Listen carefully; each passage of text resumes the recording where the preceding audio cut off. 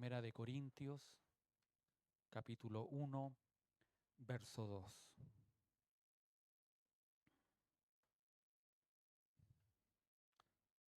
Los que pudimos tener la bendición la semana pasada de poder estar en un culto glorioso que el Señor nos dio, donde habló a nuestras vidas, habló a la iglesia, le preguntaba al Señor durante la semana, porque no solo debemos escuchar, sino que ahora debemos accionar. No solo debemos quedarnos con lo que el Señor nos habló, sino que debemos también avanzar. Amén. Y el Señor entregaba esta palabra en la cual nos va a hablar de varias cosas que son importantes para cada uno de nosotros. Quienes somos, cuando hay incertidumbre en muchos de nosotros a veces, y aún a veces nos miramos y no tenemos identidad de quién somos, a lo que fuimos llamados. Así que ponga atención a la palabra del Señor, no se distraiga, no vea el celular, nadie le va a llamar en esta hora. Y si le llaman va a ser para solo entorpecer lo que Dios quiere que usted oiga. Amén. Primera de Corintios capítulo 1, verso 2, le doy lectura en el nombre de nuestro Señor Jesucristo. A la iglesia de Dios que está en Corinto, a los santificados en Cristo Jesús, llamados a ser santos, con todos los que en cualquier lugar invocan el nombre de nuestro Señor Jesucristo, Señor de ellos y nuestro. Amén. Tome su asiento. Vamos a contextualizar un poco. La carta fue escrita entre los años 55 y 57 después de Cristo. Fue escrita en Efeso, en el momento álgido de la actividad misionera de Pablo. Después de haber conseguido el apóstol Pablo irrumpir en Europa y en la cultura marcada por el espíritu griego, los habitantes gozaban de una no muy buena fama, sino que de una mala fama. De eso se caracterizaba Corintio. Corinto era un depósito gigantesco de cultura, con una gran diversidad de riqueza, religiones, intelecto y normas morales. Había muchas naciones que estaban o habitaban, los habitantes eran de muchos lugares de Corinto, de diferentes partes que estaban en Corinto. Estaba las religiones, el intelecto y normas morales. Tenía la reputación de ser apasionadamente independiente y tan decadente como cualquier otra ciudad del mundo. Cuando a alguien se le da independencia, libertad, normalmente cuando no está bien encauzada, usted sabe lo que ocurre. Usted sabe lo que pasa, aún en nosotros como cristianos, cuando se nos da un poco de libertad o se le da. ¿Usted sabe cuando usted ha elevado volantín alguna vez? Los que hemos elevado volantín alguna vez, usted sabe que cuando suelta el carrete, suelta el rollo, se va el volantín, no va. Sin destino. Y cuando se corta es peor todavía porque lo perdimos. Los romanos destruyeron Corinto en el año 146 a.C. después de una rebelión, pero 46 años o 100 años después, un siglo después, en el año 46 a.C., el emperador romano Julio César la reconstruyó por ser un puerto marítimo estratégico. En los días de Pablo, que eran aproximadamente entre el año 50 después de Cristo, los romanos habían hecho de Corinto la capital de Acaya, actualmente la Grecia. Era una ciudad grande, ofrecía a Roma ingresos importantes por medio del comercio, así como también la protección militar de sus puertos, pero la prosperidad de la ciudad la hizo presa de todo tipo de corrupción. La idolatría floreció, por lo tanto, llegaron a existir más de una docena de templos paganos que empleaban por lo menos 1000 prostitutas. La reputación fue tal que las prostitutas en otras ciudades comenzaron a llamarse o llamadas chicas corintias. Es decir, la depravación que había en Corintio era atroz. Y a pesar de eso, hay algo más que debemos notar aquí.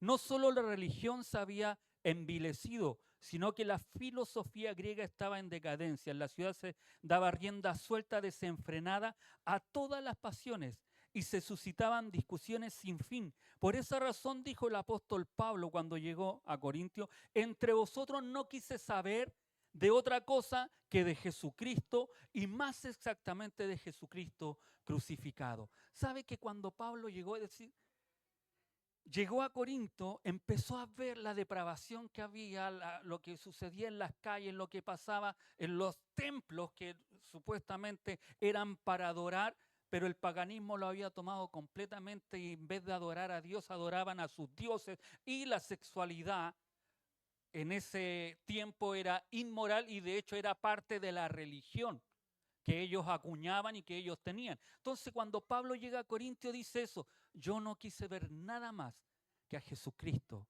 resucitado. Amén. Su fe, su confianza, su santidad, su resguardo ante todo lo que estaba viendo, él solo decía: Cristo, Cristo. Amén. Este era una ciudad entregada totalmente al placer, al libertinaje y al alcoholismo. En el Imperio Romano habían inventado una palabra nueva, era corintianizar. Cuando uno se había corintianizado, quería decir que había alcanzado al límite la bajeza moral. Amén. No es similar, pero más o menos para que podamos entender. En Calbuco había una tradición que normalmente antes que construyeran el Piedraplén, los que se recuerdan, los más antiguos, de allá estoy hablando, cruzaban en bote o las lanchas cruzaban hacia un lugar a otro. Y cuando alguien invitaba a comer a alguien, tenía que hacerlo rápido porque los botes después los dejaban. Entonces, normalmente se llama, cuando uno come rápido y después se va de un hogar donde estuvo comiendo, fue invitado, se dice a lo calbucano. No sé si usted escuchó, pero quiere decir a lo calbucano es que yo voy a comer y me voy a ir. Porque en ese tiempo existía eso. O si no, el bote los dejaba. Bajo ese contexto era, nosotros lo hemos mal utilizado a veces y vamos a puro comer y después nos vamos. Pero en ese tiempo, una persona que había caído en lo más bajo moral, estaba en la perdición, le decían: tú te has corintiarizado. Tu pecado, tu maldad está a la luz, está a raya. Todos la ven. A eso se referían. En este contexto de corrupción de Corinto, no fue obstáculo para que el apóstol Pablo predicara el evangelio. Fundó allí una iglesia y permaneció casi en la ciudad casi 2 años, lo que lo vinculó íntimamente con la comunidad, y más tarde le escribió 2 cartas, incluso dicen algunos teólogos que anda otra carta perdida de tercera a los Corintios. Pero el amor que tenía hacia esa iglesia lo llevó a escribirle. Después que la fundó entre el año 50 y 53 de Cristo, dice la Escritura que él le escribió estas cartas. Es importante notar que ninguno de los pertenecientes a la joven iglesia llevaba más de 5 años en el cristianismo, ¿ya? Y la mayoría eran aún más recientes. Este hecho y el ambiente sumamente agitado de la gran ciudad, fácil de imaginar, nos permite comprender los numerosos extravíos que los hermanos de Corinto tenían.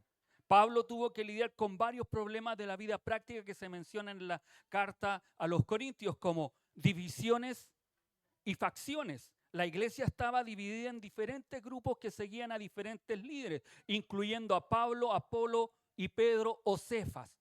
Yo soy de Apolo, yo soy de Pablo, yo soy de Cefas. Esas eran las divisiones que habían.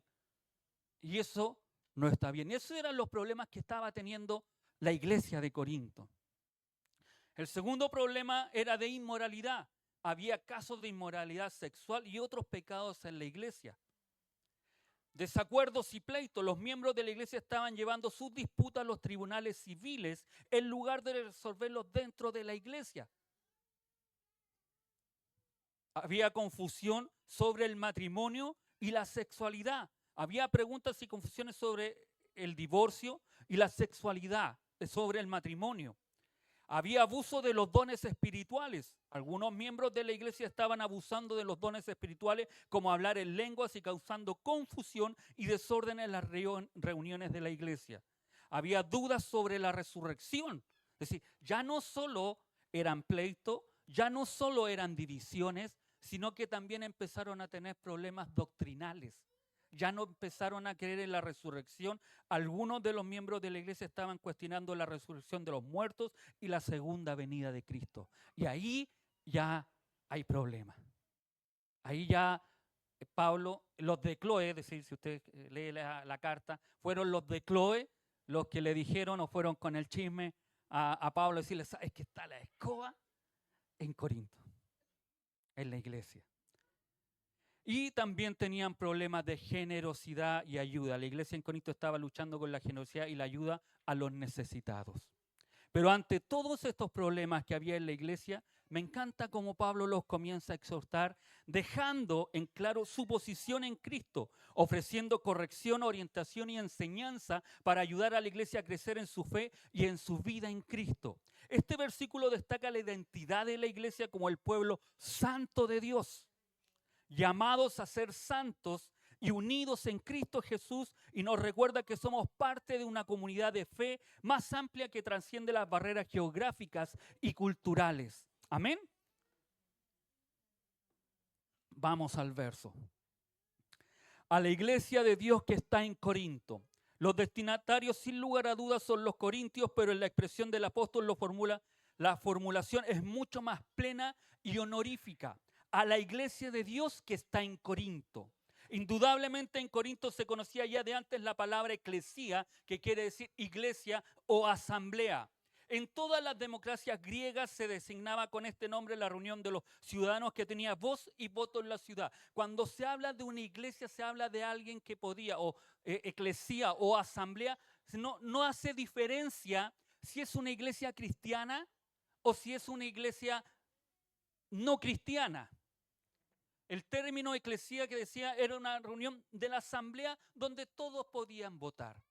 La Junta de Vecinos, cuando nos llama a votar por nuestra presidenta y secretario de la Junta de Vecinos, nos llama a todos. Es una asamblea que ellos hacen y se reúnen en la sede donde todos vamos y extendemos nuestro voto por nuestra presidenta de la Junta Vecina y secretario y todo el cuento que viene ahí. Eso es la palabra iglesia o eclesía. Y Pablo me encanta cómo lo presenta porque le da un adjetivo. No lo presenta solo como la iglesia, como la asamblea, sino que le pone algo más. Y eso algo más es Dios. No es solo que le está escribiendo a la iglesia. No nos olvidemos que habían templos en Corinto y había muchos templos de muchos dioses. Pero le escribe a la iglesia de Dios, a una en particular. Amén. La iglesia de Dios, no la iglesia de Cefas, de Apolos o de Pablo, ni de ninguna práctica ni doctrina, sino de Dios. A pesar de toda la división, el pecado, la confusión, el abuso de los dones y la enseñanza herética que había en la iglesia en Corinto, el apóstol todavía llama la iglesia de Dios.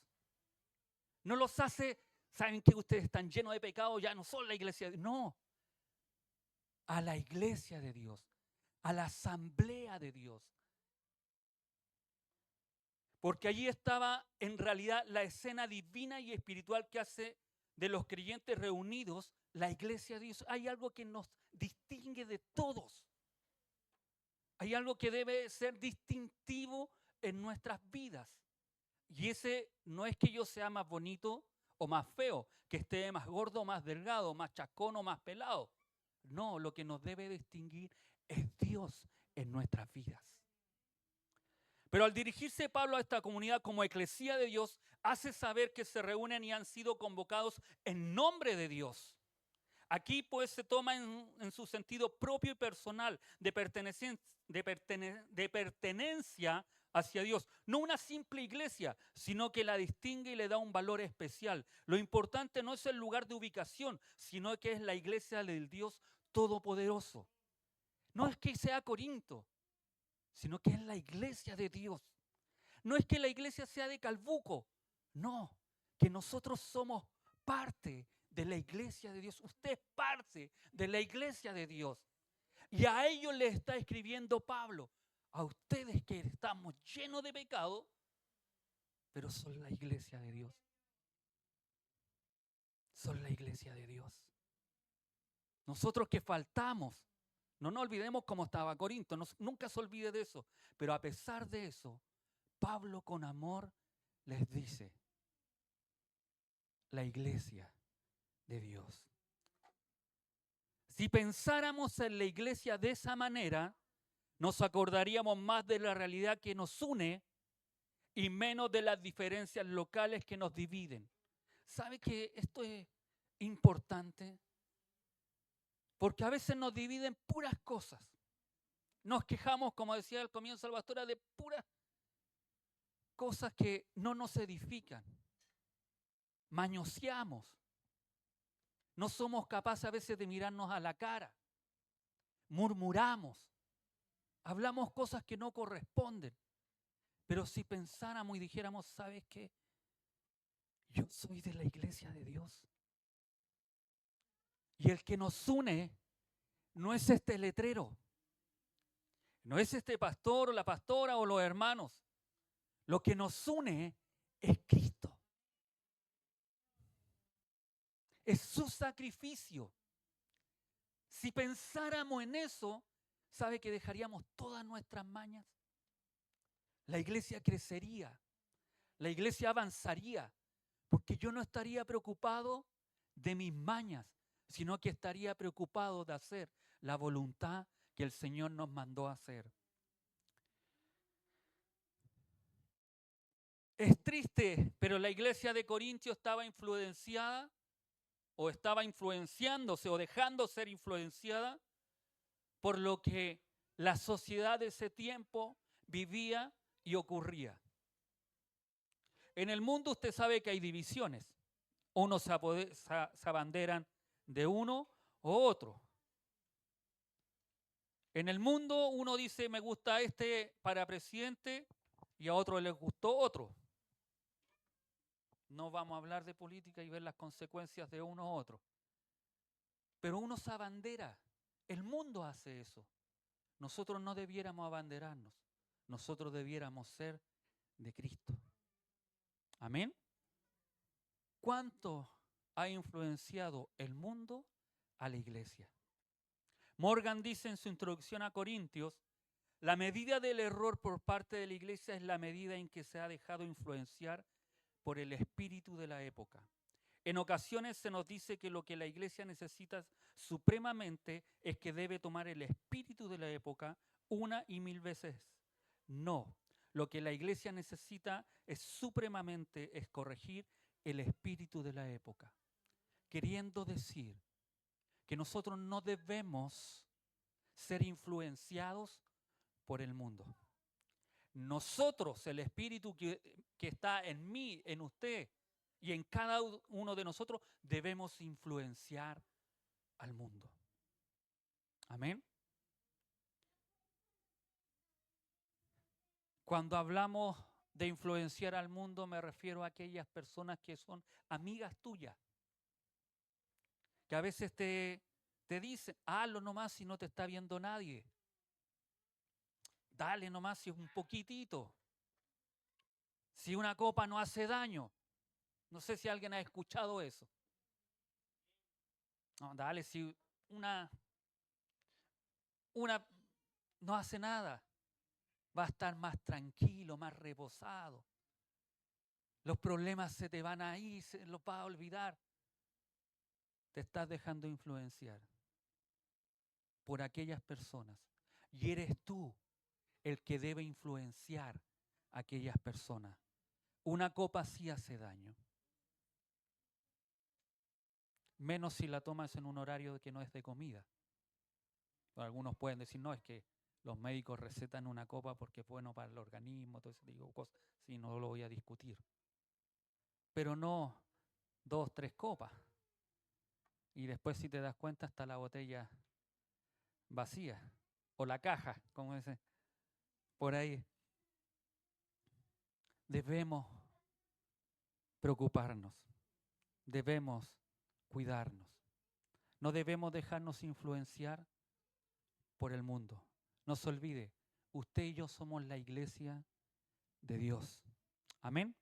Continúa diciendo Pablo a los santificados en Cristo Jesús. Santificado es consagrado, en griego es hagi asein, quiere decir apartar algo para Dios, para cumplir unos propósitos especiales, hacerlos santos ofreciendo sobre ellos un sacrificio. El cristiano ha sido consagrado a Dios mediante el sacrificio de Cristo. Ser cristiano es ser una persona por la que Cristo murió, y saberlo es darse cuenta de que ese sacrificio hace que pertenezcamos a Dios de una manera especial. Amén. No es cualquier cosa. Cuando se habla de que nosotros fuimos santificados en Cristo Jesús, es alguien que murió por ti y por mí. Cuando se separaba algo, cuando algo se limpiaba, cuando algo se consagraba para los dioses, se apartaba para ellos. Amén. Y el apartar incurría en un sacrificio. Algo tenía que darse en pago de eso. Para los paganos que hacían sacrificios para las cosechas, para que les lloviera, para que hicieran, sacrificaban personas vivas. Para nosotros los cristianos o para los judíos, para el perdón de los pecados había que sacrificar un holocausto, tenía que hacerse. Pero para que tú y yo podamos ser cristianos, uno tenía que pagar el precio. Y ese fue Cristo. Nosotros no somos santificados en otra persona o en otro ser, solamente en Cristo Jesús. Él es el que murió por cada uno de nosotros. Y a través de Él nosotros somos santificados. En Cristo significa en el elemento y esfera de Cristo. Cristo es el elemento y la esfera que nos apartó, que nos hizo santos para Dios. Cuando creímos en Él, es decir, cuando fuimos unidos orgánicamente con Cristo por medio de la muerte de Él y nuestra fe, estamos en Él. Solo en Cristo usted y yo podemos estar unidos. Cuando Él nos llamó, como decía la pastora, porque vosotros no me elegisteis a mí, sino yo los elegí a vosotros. Yo los llamé, yo los traje. No nosotros a Él, pero en Cristo usted y yo estamos santificados en Él. En este versículo Pablo les recuerda a los corintios que aunque pueden tener diferencias, todos están santificados en Cristo Jesús y son llamados a ser santos. En otras palabras, aquellos que han aceptado a Jesucristo como su Señor y Salvador han sido separados del mundo y consagrados para el servicio de Dios. Usted y yo fuimos separados, no para hacer nuestras cosas, no para hacer lo que yo quiero, lo que se me venga en gana, sino hacer lo que la palabra de Dios nos manda hacer. Pablo pues llamó a aquellos cristianos los santificados en Cristo Jesús. La palabra santificación se usa en varias maneras diferentes. Hay una santificación en cuanto a la posición del creyente en Cristo. Así que cuando esta palabra figura unida a Dios, el Padre, o Dios al Hijo, el Señor Jesucristo, se usa generalmente en este aspecto de la posición del creyente. Y esto es maravilloso. Toalla de ya más.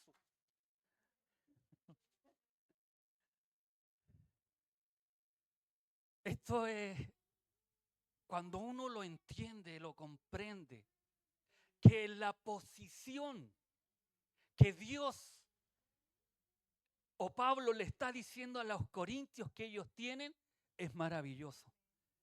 No nos olvidemos que ellos estaban divididos, estaban separando, estaban peleando, había murmuración, había alguien que estaba acostado con su madrastra, había aberraciones sexuales, había todo lo que usted puede imaginar, había en Corintios, pero tenían todos los dones.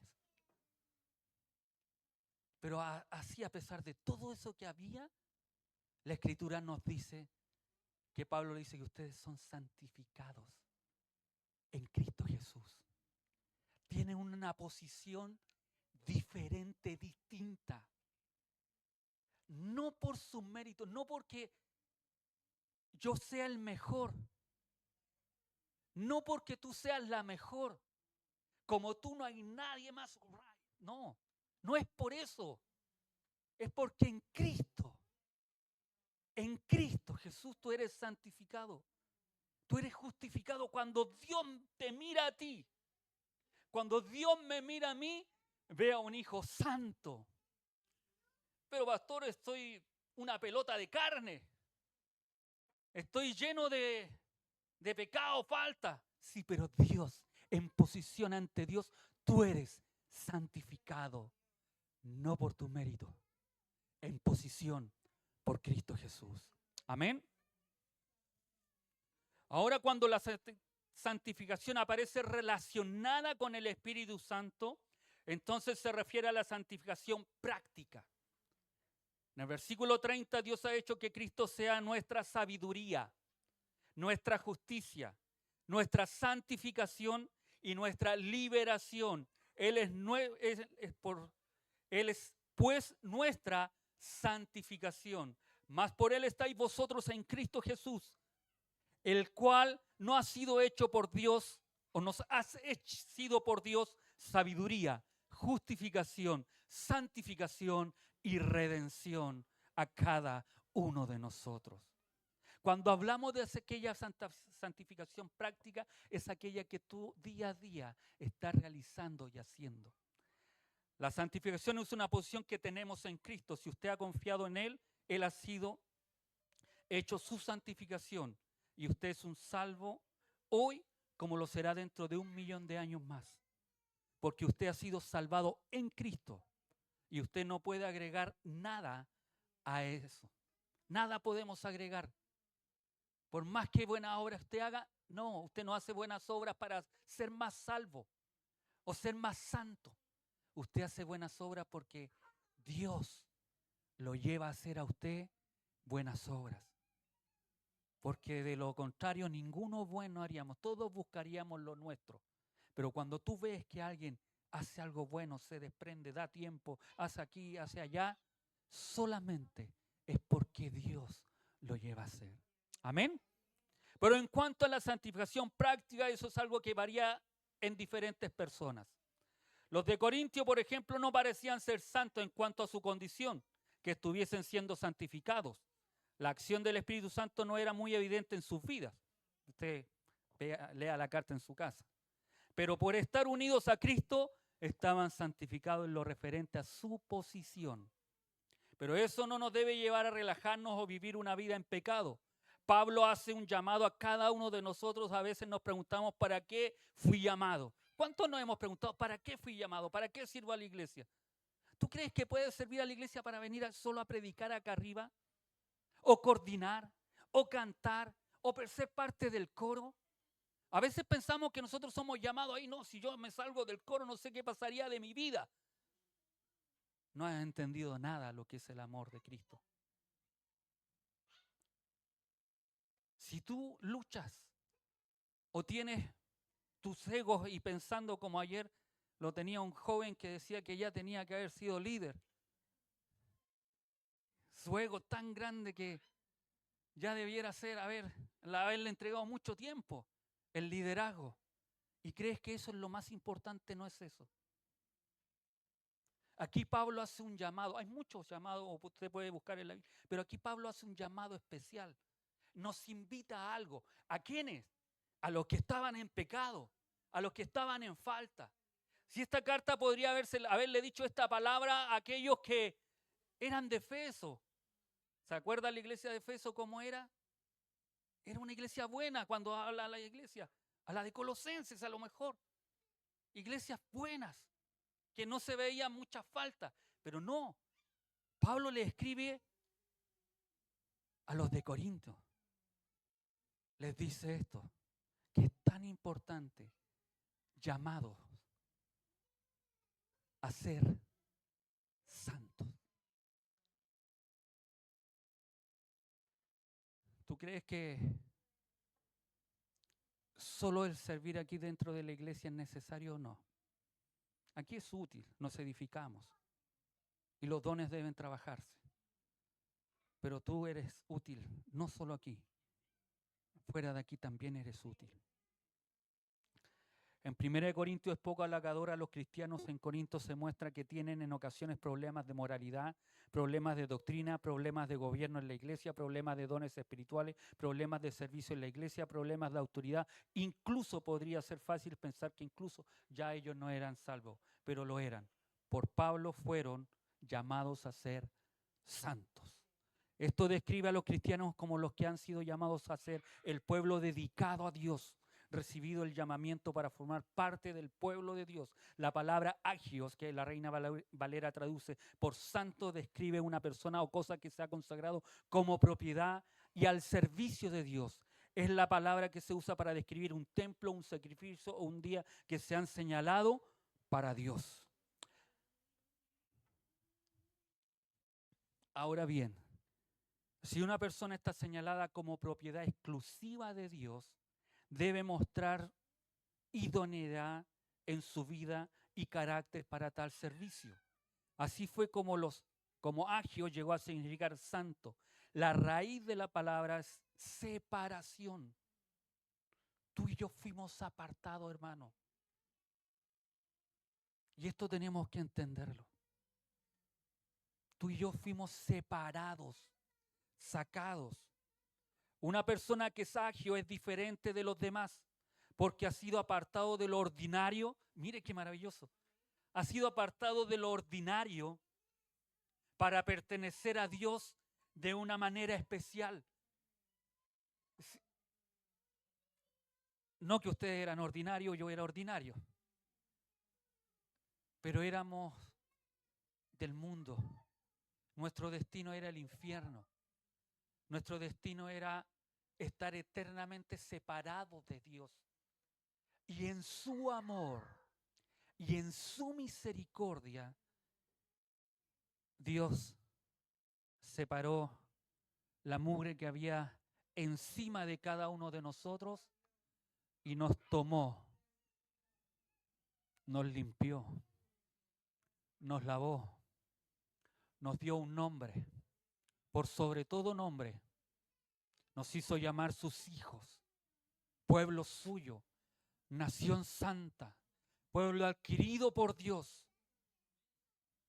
Eso éramos, eso somos nosotros, eso es usted. Cada uno de ustedes eso. Iglesia de Dios, pueblo de Dios. Fuimos separados, apartados para algo especial, de algo ordinario que podía salir de nosotros, de algo vulgar que nosotros podíamos hacer. Dios nos trajo para algo especial. Este era el adjetivo con el que los judíos se definían a sí mismos, eran el Agios Laos, que es el pueblo santo. La nación que era completamente diferente de las demás porque pertenecían a Dios y estaban apartados para su servicio. Tú y yo fuimos apartados, separados para servir a Dios. Entonces tú y yo debemos influenciar a los demás, no dejarse influenciar por los demás. Cuando Pablo dice que el cristiano es agio, quiere decir que es diferente de las demás personas, porque pertenece a Dios y está al servicio de Dios. Y esa diferencia no consiste en retirarse de la vida corriente, sino en una calidad de vida que distingue de los demás a los que viven. ¿Qué quiere decir esto? Que no es que tú te vas a ir como muchas personas aparecieron en los primeros siglos de la iglesia y se apartaban y vivían en conventos o solas ahí, levantaban muros, levantaban pilares y se quedaban ahí, vivían toda una vida ahí arriba para no contaminarse. No, Jesucristo dijo, cuando haces oración magistral, te pido que no los saques del mundo, pero guárdalos del mal. Cuando tú y yo decimos, Señor, sácame de este trabajo porque hay puro incircunciso, hay puro impío, puro inmundo, puro pagano, lo que tú estás diciendo, que no quieres la bendición del Señor. Porque Dios, si te puso ahí, es para que tú influencies en aquellos que hacen cosas que no son correctas. Aún muchos diciéndose ser cristianos. Tú, yo, debemos marcar una diferencia. Debemos ser diferente al que está incluso a lo mejor al lado mío. Si mi hermano o mi hermana no quiere hacer y ser agios, allá ella. Pero yo sí quiero. Yo sí quiero. No se olvide nunca que el servicio al Señor no es personal. Es personal. Yo no voy a ser más santo porque mi esposa ore más o sirva más al Señor. Yo voy a ser más santo porque yo busco más del Señor. Que como matrimonio lo podamos hacer o como familia lo pueden hacer, bien, qué bueno, porque cada uno se va a animar y se va a levantar. Pero si tu esposo o tu esposa no lo hace, tú no dejes de hacerlo. Tú no dejes de hacerlo. Tú no dejes de buscar. Aunque tu esposo no quiera, aunque tu esposa no quiera, aunque tus hijos no quieran, tú persiste en la búsqueda del Señor. Nosotros en realidad somos llamados santos. Usted y yo no nos convertimos en santos porque lo hacemos. Nos convertimos en santos a causa de nuestra posición en Cristo. Cada creyente debería estar separado para Dios. Por ejemplo, en el Antiguo Testamento esos vasos viejos y gastados del tabernáculo, ¿se recuerdan lo que cuando Moisés mandó a hacer el tabernáculo y ahí estaban esos vasos viejos, gastados, usados? Pero cuando se construyó el templo, cuando Salomón con toda la magnificencia que hizo el templo, esos vasos gastados, esos vasos que estaban estropeados, fueron apartados, separados para el servicio, consagrados en el templo del Señor. Así es cada uno de nosotros. Por más que pecadores fuimos, Dios nos separó, Dios nos apartó. No para que tengas una gran casa, a lo mejor, un buen trabajo, que son las cosas que buscan las personas, sino para que tengas una posición en Cristo, para que tengas una esperanza de vida, para que tengas una comunión con Dios.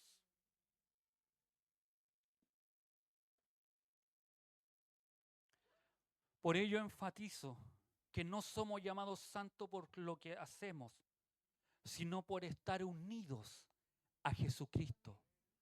Cada vez que tú y yo nos unimos más a Cristo, reflejamos más a Cristo. Cada vez que tú y yo hacemos lo que Cristo nos mandó a hacer, reflejamos que somos aquella iglesia de Dios. Culmina este verso diciendo: con todo lo que en cualquier lugar indica una notable aplicación de horizonte. El apóstol se está refiriendo no específicamente a los fieles de Corintios, sino a los fieles cristianos en general en cualquier lugar que se encuentre. En su intención sería la de recalcar la universalidad de la iglesia, asociando con los corintios a los fieles todos de cualquier lugar del mundo que se encuentren. Invocar el nombre de nuestro Señor Jesucristo, invocar su nombre, es apelar a Cristo para recibir de Él lo necesario, como Pablo apeló a César y Esteban invocó el nombre del Señor Jesucristo cuando estaba siendo apedreado. ¿Se recuerdan? Veo una visión y veo al Hijo de Dios sentado y Señor, perdónales este pecado. ¿Cuántos de nosotros perdonamos realmente a quien nos ofenden?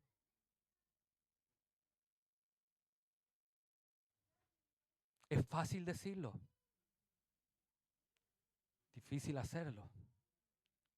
Pero Esteban, cuando estaba siendo muerto, apiedrado ahí, lapidado, dice que vio los cielos abiertos y vio a Jesucristo sentado en el trono de él. Y dice que él le pidió: Señor, no tomes en cuenta este pecado.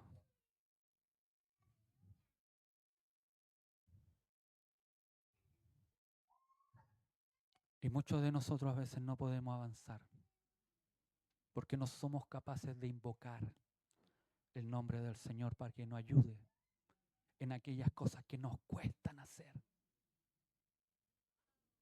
Invocar es pedir. Invocar es pedirle a aquel, el único que puede hacer lo que tú y yo no podemos hacer. Esta expresión en el primer siglo era reconociendo que el Señor es la única esperanza de salvación. Le obedecían en los términos del Evangelio. Los que invocan su nombre se salvan, dijo Pedro cuando lo encararon. Saulo de Tarso, al bautizarse después de creer en Cristo y arrepentirse de sus pecados, invocó el nombre del Señor. Esto prueba que invocar su nombre quiere decir reconocerle como el Salvador de nuestras vidas. Invocar el nombre es invocar a la persona indicada por su nombre, es reconocer lo que es Él que lleva tal nombre. El nombre siempre dirige la mente a identificar a quién es dicha persona y a reconocer que es aquel, pues que invoca en cualquier lugar el nombre del Señor Jesucristo. Este es miembro de la iglesia, aunque se encuentre en cualquier lugar. Cuando tú y yo invocamos el nombre del Señor, cuando tú y yo estamos en necesidad y vamos a la fuente que nos pueda ayudar, Dios nos escuchará. Amén. Pablo, al incluir en su saludo a todos los que en cualquier lugar invocan el nombre de nuestro Señor Jesucristo, aclara que esta carta no es privada, a pesar de que tiene que ver con asuntos específicos que la iglesia de Corintios estaba enfrentando. Todos los cristianos la podemos leer y sacar aquellas enseñanzas. Señor de ellos y nuestro. Hay un solo Dios, tanto de los corintios como de los demás cristianos, de todos. Por ser el Señor el que es quien manda.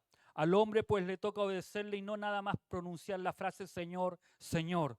El que reconoce quién es Jesucristo es el Señor, se compunge de corazón y pregunta, ¿qué debo hacer?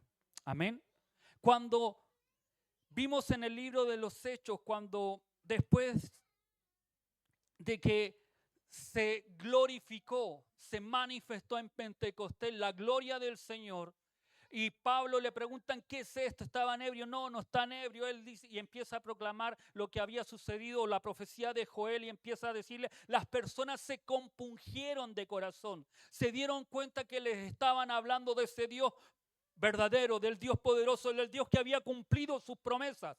Entonces ellos, como llenos de pecado, dijeron, ¿qué haremos?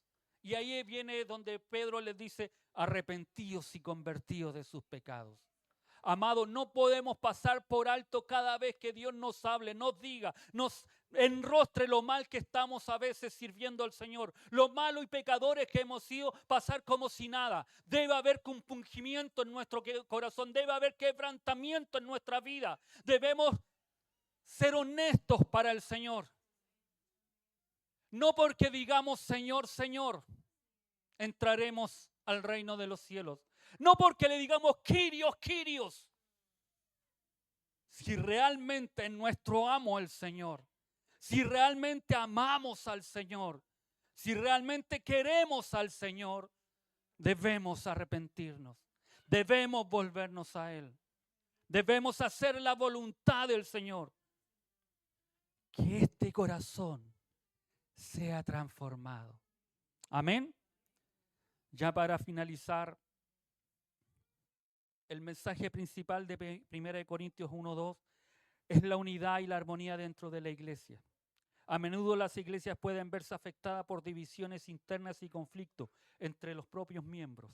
Sin embargo, este versículo nos recuerda que somos todos santificados en Cristo Jesús y llamados a ser santos, justos. Recordemos que somos parte de una familia espiritual, amados y llamados por Dios. Cada uno de nosotros, con nuestras diferencias y luchas, debemos trabajar juntos para servir a Dios, estar unidos en el propósito sagrado de reflejar su amor en el mundo y llevar su mensaje de esperanza a los perdidos. Además, este versículo también nos recuerda la importancia de invocar el nombre de nuestro Señor Jesucristo. Al usar su nombre reconocemos que Él es el Señor de nuestras vidas y el Salvador del mundo. Debemos invocar su nombre constantemente en nuestras vidas para fortalecer nuestra relación con Él y para pedir su ayuda y guía en todo lo que hacemos y realizamos en nuestras vidas. Finalmente, este versículo nos alienta a vivir nuestras vidas en santidad. La santidad es importante porque nos separa del mundo y nos acerca de Dios. Debemos trabajar diariamente para vivir nuestras vidas de manera que honren a Dios y nos acerquen cada vez más a Él. No debemos conformarnos con las normas del mundo, sino seguir el ejemplo de Cristo y buscar su voluntad en todo lo que hacemos y realizamos en la vida. No podemos quedarnos sin hacer nada. Debemos movernos, debemos avanzar, debemos santificarnos a diario. Debemos nunca olvidar cuál es nuestra postura ante Dios. Somos la iglesia de Dios, no una iglesia cualquiera. No una iglesia que puedan apuntar con el dedo. Somos la iglesia de Dios la que debe marcar la diferencia. Usted y yo. No es la estructura física lo que llamamos iglesia. Somos las personas que componemos la iglesia las que debemos influenciar. No ser influenciados. Si hasta aquí tienes personas que han hecho daño a tu vida, amigos que a lo mejor te dicen, hazlo nomás, total, el pastor ni siquiera se da cuenta, yo a lo mejor no me doy cuenta, pero hay uno que te está viendo, uno que te ve, uno que te observa y sabe cada vez que tú caes. Pero a pesar de eso, Él con lazos de amor te dice que tú eres la iglesia de Dios. Te dice que fuimos santificados en Cristo Jesús y que somos llamados a ser santos. Bendito es el nombre del Señor. Está en ti y en mí, amados hermanos, tomar la decisión. Dios no te llamó a perdición. Te llamó a que tú puedas ser diferente. Tu influencia. Aún en tu hogar, cuando tú eres la única o el único que camina en tu hogar, tú puedes influenciar. Tú puedes marcar la diferencia. Aunque te digan algo, yo siempre se lo he dicho, es más importante lo que dice el Señor arriba, lo que Él está escribiendo de ti, que los demás podamos decir. Y si tú buscas la santidad, buscas querer agradar a Dios, Dios escribirá buenas cosas de ti. Amén. Póngase de pie, vamos a orar al Señor. Estevitas, ¿nos puede llevar en oración, por favor?